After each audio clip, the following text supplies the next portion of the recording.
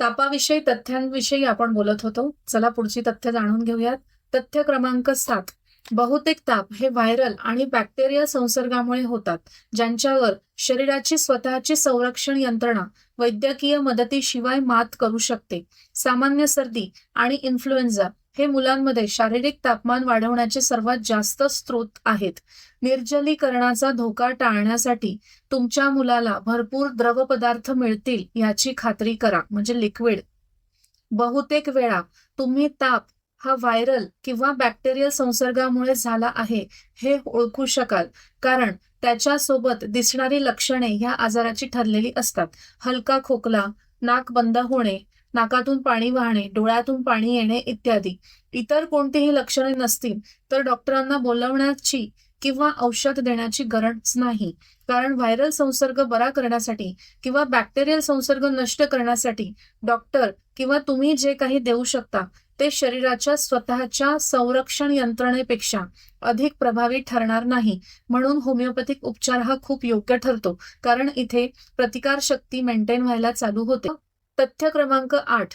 मुलाच्या तापमानाची उंची आणि आजाराची तीव्रता यामध्ये सातत्यपूर्ण संबंध नसतो. शरीराचे तापमान किती जास्त आहे हे आजार किती गंभीर आहे याचे निर्देशक आहे, हा एक सामान्य गैरसमज आहे. संशोधनात दिसून आले आहे की अर्ध्याहून अधिक पालक 100 ते 102 दरम्यानचा ताप जास्त समजतात आणि जवळजवळ सर्वांना तो 103 पर्यंत पोहोचला तर जास्त वाटतो.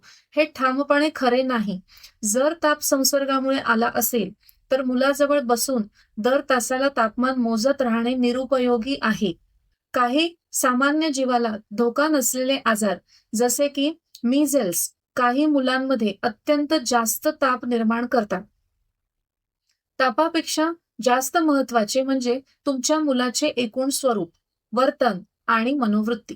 जर तो सुस्त असेल, गोंधळलेला असेल किंवा त्रासदायक असामान्य वर्तन दाखवत असेल तर डॉक्टरांना फोन करणे योग्य ठरू शकते. परंतु जर तो सक्रिय असेल, खेळत असेल आणि सामान्य वागत असेल तर त्याचा आजार गंभीर आहे.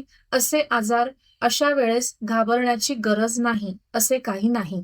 अशा वेळेस तुम्ही होमिओपॅथिकचा उपचार निवडू शकतात, कारण होमिओपॅथी ही तुमच्या प्रतिकारशक्तीला वाढवण्यास मदत करते आणि तुमचे शरीर स्वतःहून तापाला लढायला सक्षम राहते.